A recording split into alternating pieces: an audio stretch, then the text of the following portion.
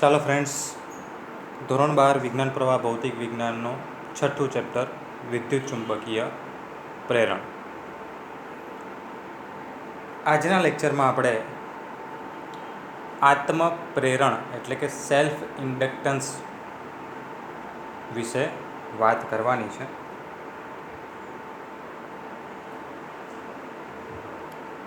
ચાલો સમજો. અહીંયા આકૃતિ બહુ નાની દેખાતી હશે, બટ ગુજરાત બોર્ડની બુક તમારી પાસે હશે તો એમાં ખૂબ મોટી આકૃતિ અને આખી સર્કિટ આપેલી છે. બટ આપણે શું કરવાનું છે, સીધી ભાષામાં હું તમને અહીંયા સમજાવીશ.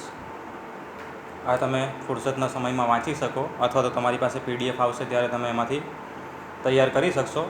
બટ એ વસ્તુને હું તમને શોર્ટમાં સમજાવી દઉં કે આપણે એક સોલેનોઇડ લઈએ. શું લઈએ? સોલેનોઇડ. અને સોલેનોઇડને એક બેટરી સાથે જોડીએ અને સ્વિચ ઓન કરીએ તો સોલેનોઇડમાંથી પ્રવાહ પસાર થાય. આ એરો મારેલા છે, પ્રવાહ દર્શાવે છે કે ભાઈ આ સોલેનોઇડમાં પ્રવાહ પસાર થાય છે. જ્યારે સોલેનોઇડમાંથી પ્રવાહ પસાર થાય તો તમને ખ્યાલ હશે કે સોલેનોઇડ પોતે એક ચુંબક તરીકે વર્તે અને એની ચુંબકીય ક્ષેત્ર રેખાઓ ઉત્પન્ન થાય. ઓકે, હવે તમે જોશો કે જેવું આ ચુંબકીય ક્ષેત્ર ઉત્પન્ન થાય તો એ ચુંબકીય ક્ષેત્ર રેખાઓમાંની ઘણી બધી ક્ષેત્ર રેખાઓ સોલેનોઇડમાંથી જ પસાર થતી હોય છે. એટલે આપણે અહીંયા એવું કહી શકીએ કે સોલેનોઇડ એ પોતે પોતાના જ ચુંબકીય ક્ષેત્રની અસર હેઠળ છે. શું કહું છું હું? સોલેનોઇડ પોતાના જ ચુંબકીય ક્ષેત્રની અસર હેઠળ છે. હવે જો બેટરીમાંથી આપણે જે પ્રવાહ પસાર થાય છે સોલેનોઇડમાં એનું મૂલ્ય બદલીએ, એટલે કે બેટરીના વોલ્ટેજ તમે જાતે બદલી શકો કે ભાઈ પહેલાં 4 વોલ્ટેજ રાખેલા હોય, પછી 6 કરો, 8 કરો. આ રીતે પ્રવાહનું મૂલ્ય જેમ જેમ તમે બેટરીના વોલ્ટેજ વધારશો તેમ તેમ પ્રવાહનું મૂલ્ય વધશે. અને જેવું પ્રવાહનું મૂલ્ય વધે એવું શું થાય? તો ચુંબકીય ક્ષેત્રની પ્રબળતા વધે. અને ચુંબકીય ક્ષેત્રની પ્રબળતા વધે તો સોલેનોઇડની સાથે સંકળાયેલ ચુંબકીય ક્ષેત્રમાં પણ વધારો થાય. એટલે અહીંયા આપણે ઇનડાયરેક્ટલી શું કર્યું કહેવાય? તો સોલેનોઇડની સાથે સંકળાયેલ ચુંબકીય ક્ષેત્રમાં ફેરફાર કર્યો કહેવાય. ઓકે, તો હવે તમને ખ્યાલ હશે કે જ્યારે ગૂંચળા સાથે સંકળાયેલ ચુંબકીય ક્ષેત્ર કે ચુંબકીય ફ્લક્સમાં ફેરફાર થાય તો શું ઉત્પન્ન થાય? EMF ઉત્પન્ન થાય. અને આ EMFને આપણે કહીશું આત્મ પ્રેરિત EMF. કયું EMF કહીશું? આત્મ પ્રેરિત EMF. કારણ કે સોલેનોઇડ પોતાના જ ચુંબકીય ક્ષેત્રમાં છે અને પોતાના જ ચુંબકીય ક્ષેત્રમાં ફેરફાર થવાથી EMF ઉત્પન્ન થાય છે. માટે આને આત્મ પ્રેરિત EMF કહેવાય છે અને આ ઘટનાને આપણે આત્મ પ્રેરણ તરીકે ઓળખીએ છીએ. ઓકે, સો તમને થિયરી પૂછાય તો આ બેઝ જે તમારો છે, શરૂઆતનો જે આપણે બંધારણ છે એ સમજાવવું જરૂરી છે, જે અહીંયા સમજાવેલું છે અને હું તમને હમણાં કહી ગયો. ઓકે, સો એ તમને ખ્યાલ હોવો જોઈએ.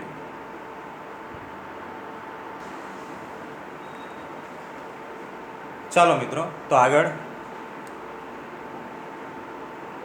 ગૂંચળા સાથે એટલે કે સોલેનોઇડ સાથે સંકળાયેલ કુલ ફ્લક્સ આપણે વિચારીએ તો ધારો કે N∅ છે.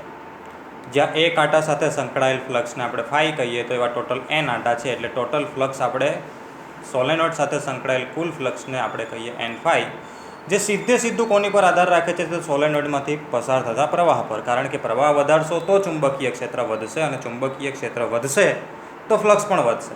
એટલે અહીંયા આપણે કહી શકીએ કે કુલ ચુંબકીય ફ્લક્સ એ કોના સમપ્રમાણમાં છે? તો પ્રવાહના સમપ્રમાણમાં છે.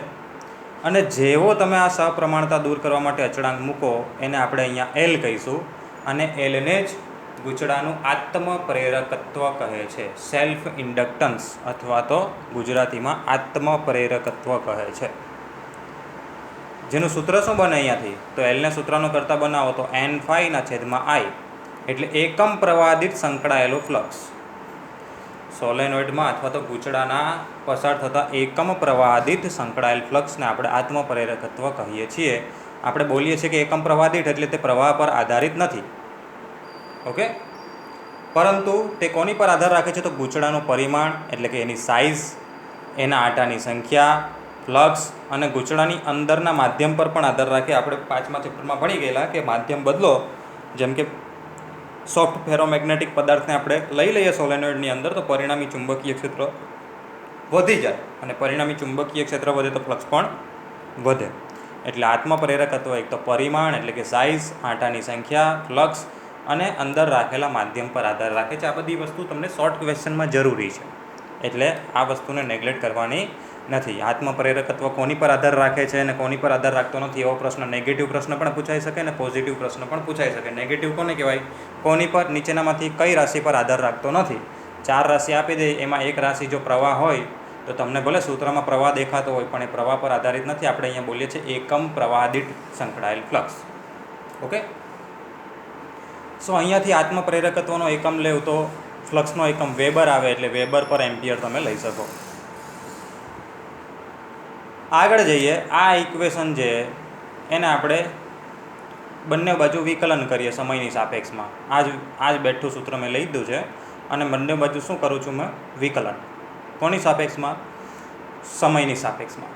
તો n અચળ એટલે ફ્લક્સનું વિકલન થશે. આ બાજુ L આત્મપ્રેરકત્વ અચળ એટલે પ્રવાહનું વિકલન થશે.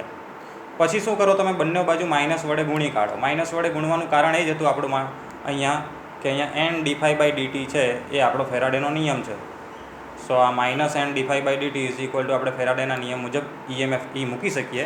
એટલે આપણું સૂત્ર ફાઇનલ બન્યું E is equal two -L/di/dt.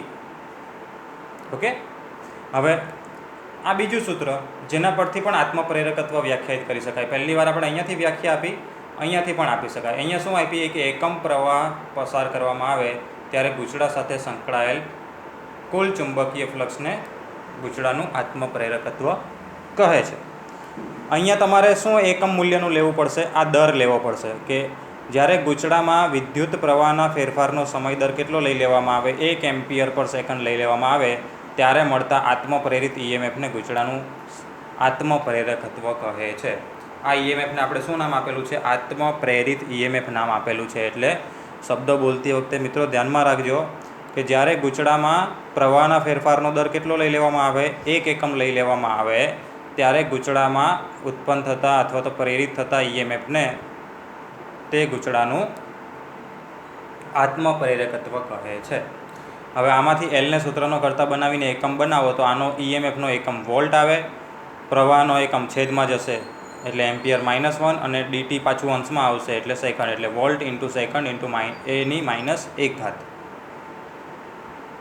આ બધા એકમો જો અહીંયા વેબર પર એમ્પિયર છે, અહીંયા વોલ્ટ સેકન્ડ પર એમ્પિયર છે, એની જગ્યાએ આત્મપ્રેરકત્વનો એકમ હેનરી પ્રચલિત છે.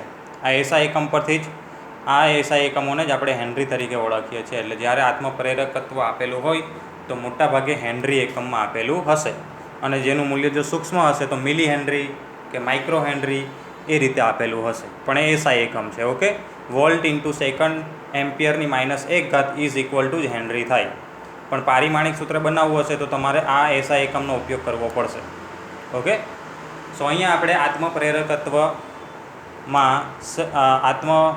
આત્મપ્રેરકત્વનું સૂત્ર મેળવ્યું. અહીંયા પહેલું એના પરથી એક વ્યાખ્યા આપી આત્મપ્રેરકત્વની, અને પછી વોલ્ટેજના સ્વરૂપમાં આપણે આત્મપ્રેરકત્વનું સૂત્ર અહીંયા છે અને એના પરથી આપણે વ્યાખ્યા આપી શકીએ.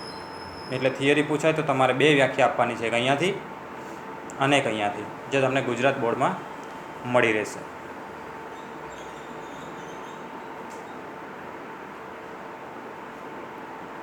નેક્સ્ટ, ઇન્ડક્ટર અને તેની અંદર સંગ્રહિત ઉર્જા.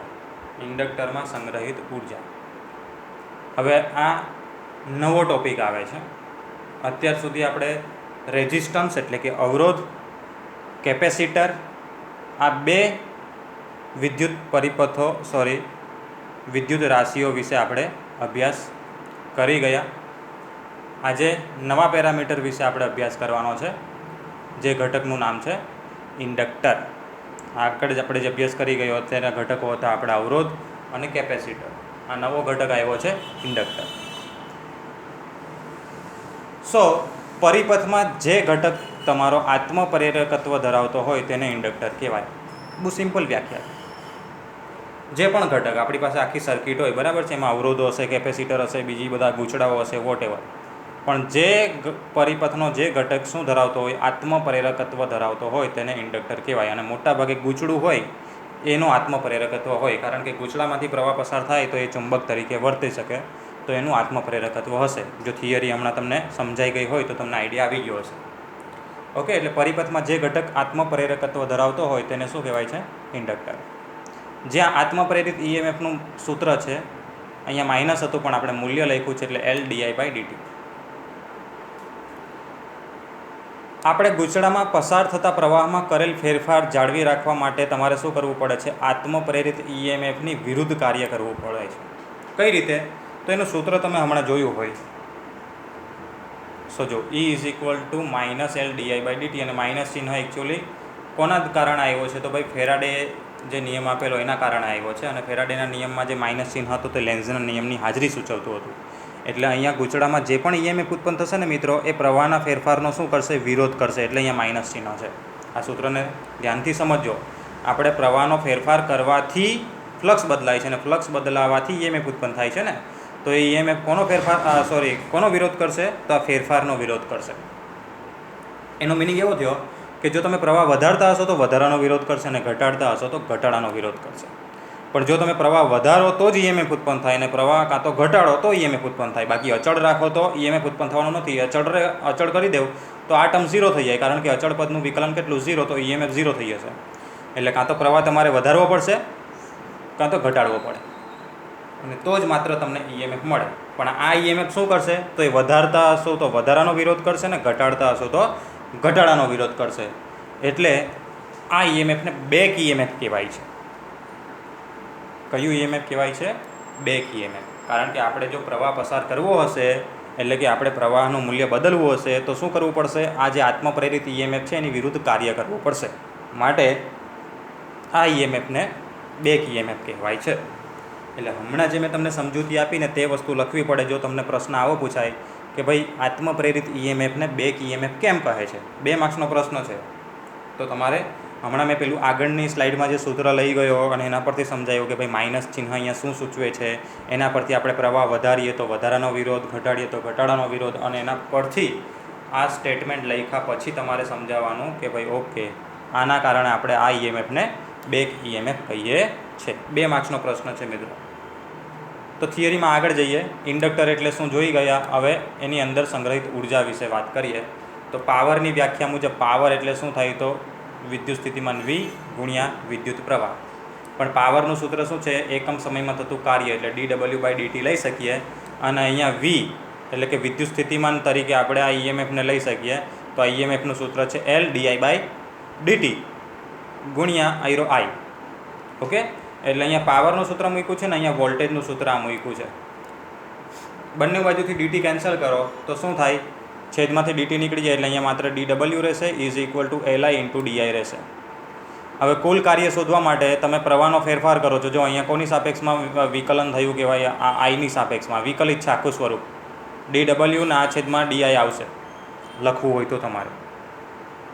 સો વિકલિત સ્વરૂપમાં છે. કુલ કાર્ય શોધવું હોય, પરિણામી કાર્ય, તો તમારા આપણા જો પ્રવાહનો ફેરફાર જે છે એ શરૂઆતમાં, એટલે કે પ્રવાહ જ્યારે નહોતો પસાર થતો ત્યારે 0 ગણી લઈએ, અને આપણે ધારો કે પ્રવાહનું મૂલ્ય વધારીને કેટલું કરવું છે? I જેટલું કરવું છે. એટલે પરિણામી કાર્ય તો આનું સંકલન 0 થી I સુધી Li × di. હવે આઈની સાપેક્ષમાં છે એટલે આઈનું સંકલન થશે I²/2 L અચળ. I²/2 થાય, નીચેની લિમિટ 0, ઉપરની લિમિટ I, એટલે અંદર લિમિટ મૂકશો તો નીચેનું પદ 0 થઈ જશે આખું. માત્ર ઉપરની લિમિટ મૂકશો ત્યારે પદ મળશે આ 1/2 Li².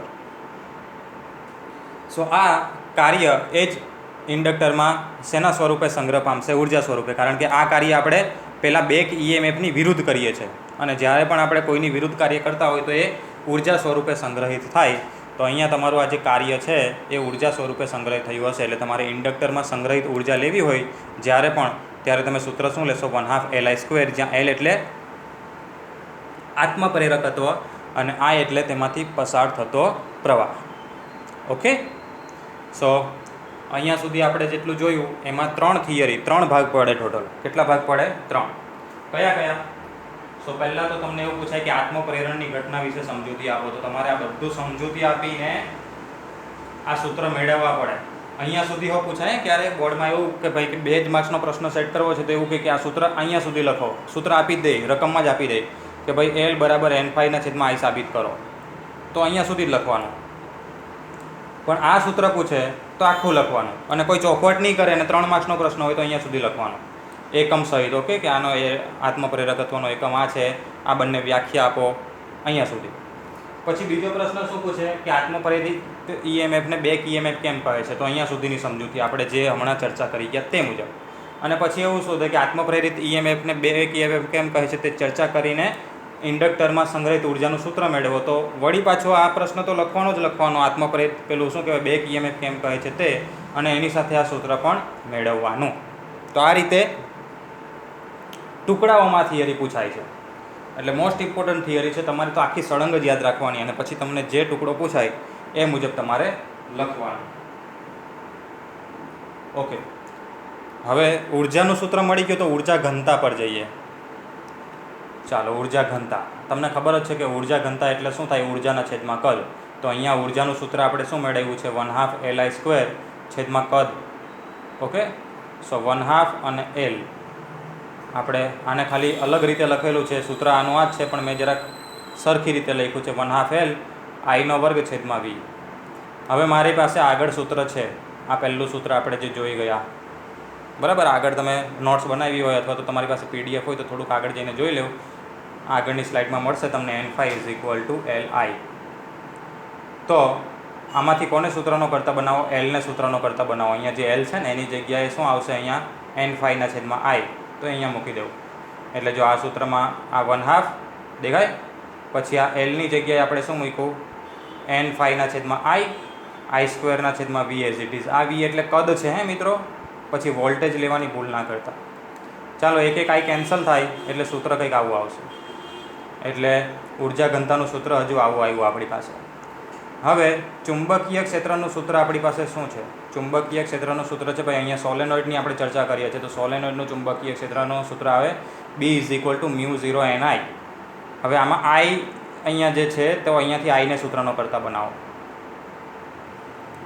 કોને બનાવશો, આઈને. એટલે શું થશે, B/μ0 n. આ μ0 n અહીંયા છેદમાં જશે એટલે આઈની જગ્યાએ મૂકી દો આપણે. એટલે આ સૂત્રમાં 1/2 as it is, n⁵ as it is, કદ V એઝ ઇટ ઇઝ, પણ આઈની જગ્યાએ આપણે મૂક્યું B/μ0 n. ઓકે, હવે આગળ ચાલો. આગળ શું થશે, તો અહીંયા કદની જગ્યાએ આપણે કદ જે છે એને ક્ષેત્રફળ ગુણ્યા લંબાઈ, આડછેદનું ક્ષેત્રફળ સોલેનોઇડનું ગુણ્યા એની લંબાઈ L, એ રીતે મૂકી શકીએ. અને ઉપર ફ્લક્સ છે અને BA લઈ શકીએ. સો ફ્લક્સને આપણે BA લીધેલું છે અને નીચે કદને આપણે લીધેલું છે ક્ષેત્રફળ ગુણ્યા લંબાઈ. હવે આ જે પદ બન્યું અહીંયા પાછું સ્મોલ n = એકમ લંબાઈ દીઠ આંટા, એટલે કેપિટલ N/L, છેદનો છેદ અંશમાં ગયો છે. એટલે આમાં મેં એક જ સાથે 3 વેલ્યુ મૂકેલી છે. કદ બરાબર AL મૂક્યું છે, ફ્લક્સ બરાબર BA મૂક્યું છે, અને સ્મોલ nની જગ્યાએ કેપિટલ N/L મૂક્યું છે. આટલી ટર્મ બની તમારી. હવે આમાંથી તમે જોઈ શકો કે B² થશે, AL છે તો AL કેન્સલ થશે, n કેન્સલ થશે, એટલે સૂત્ર આવશે આપણું ઉર્જા ઘનતાનું 1/2 B²/μ0. આ સૂત્ર સાબિત કરવાનું પૂછાય, અથવા તો દાખલામાં પણ પૂછાઈ શકે એઝ એ એક્ઝામ્પલ કે ભાઈ ચુંબકીય ઉર્જા ઘનતાનું સૂત્ર મેળવો. કેવી રીતે આ ચુંબકીય ઉર્જા ઘનતા કહેવાય, કારણ કે આ ચુંબકીય સ્વરૂપે છે. એટલે કેપેસિટરમાં ઉર્જા ઘનતાનું સૂત્ર મેળવેલું તો યાદ હશે મિત્રો તમને, 1/2 E²ε0 આવેલું. શું આવેલું, 1/2 E²ε0. અને અહીંયા ચુંબકીય ઉર્જા ઘનતાનું સૂત્ર આવેલું છે આપણું 1/2 B²/μ0. પેલું વિદ્યુત ક્ષેત્ર સ્વરૂપે ઉર્જા સંગ્રહિત થાય, આ તમારી ચુંબકીય ક્ષેત્ર સ્વરૂપે ઉર્જા સંગ્રહિત થાય. બંને સૂત્ર એક સરખા જ છે. હવે તમે અહીંયાથી પોઝ કરીને આને કોપી કરી શકો.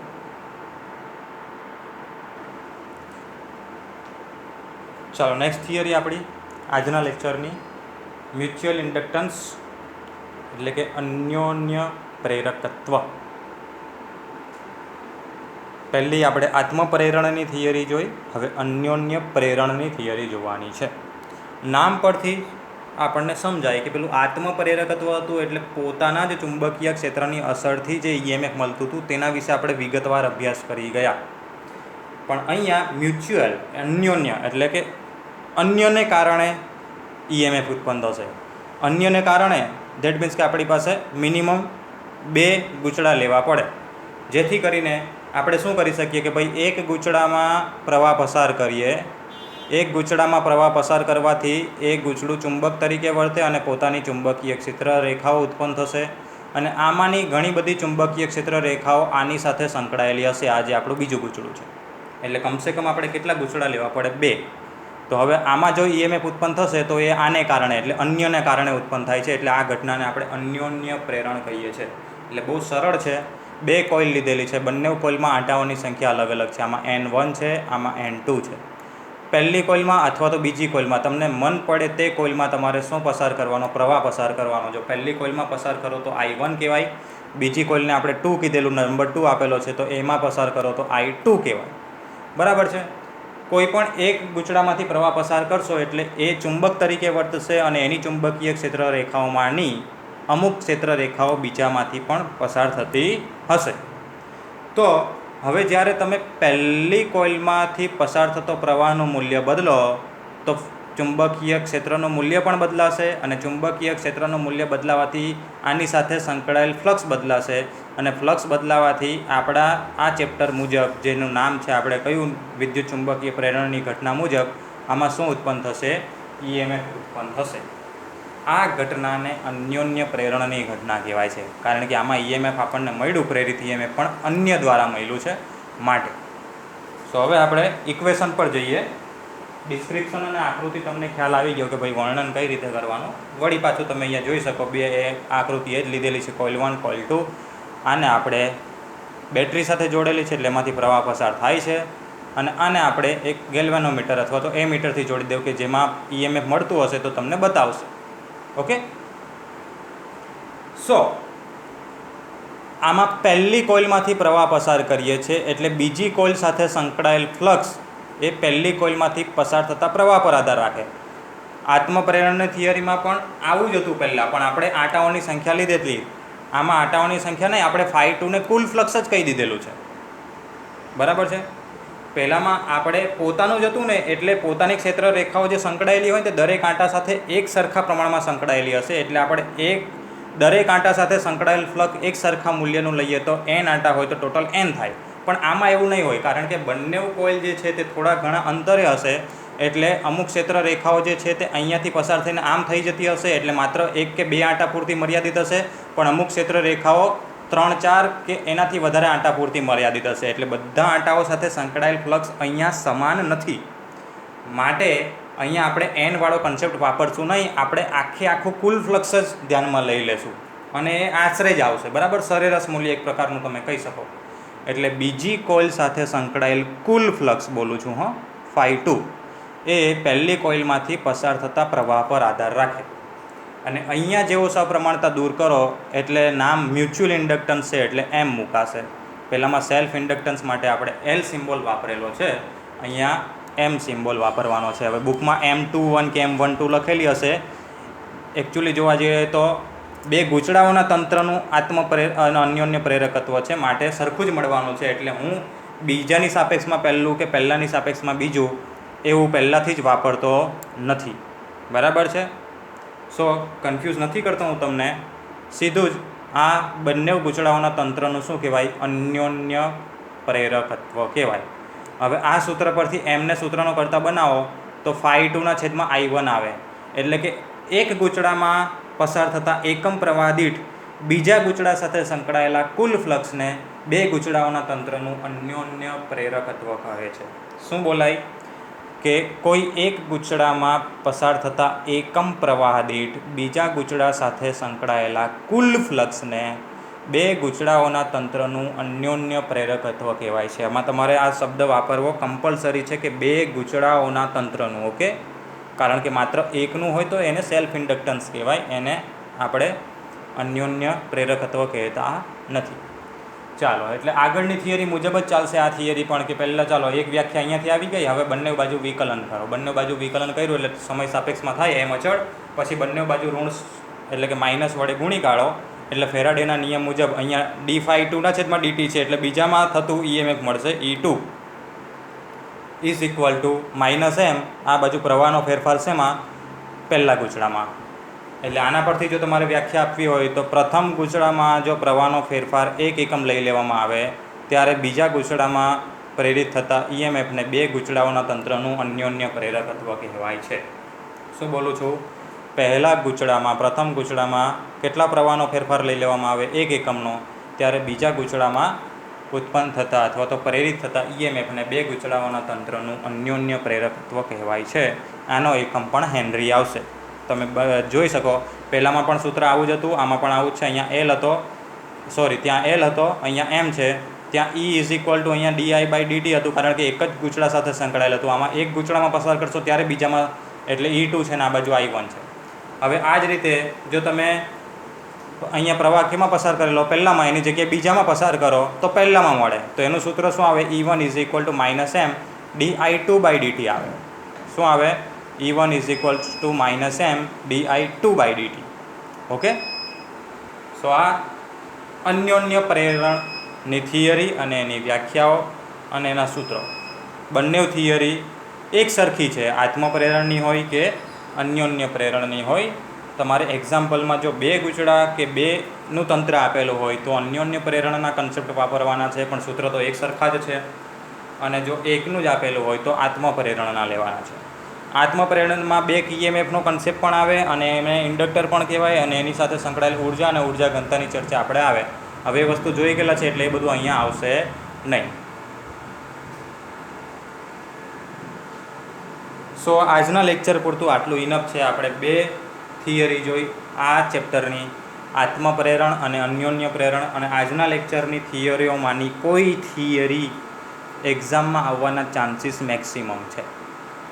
આજની જેટલી પણ થિયરી જોઈ તે બધી જ થિયરીઓ જે છે એમાંની કોઈ પણ એક થિયરી એક્ઝામમાં આવી શકે આ ચેપ્ટરમાંથી.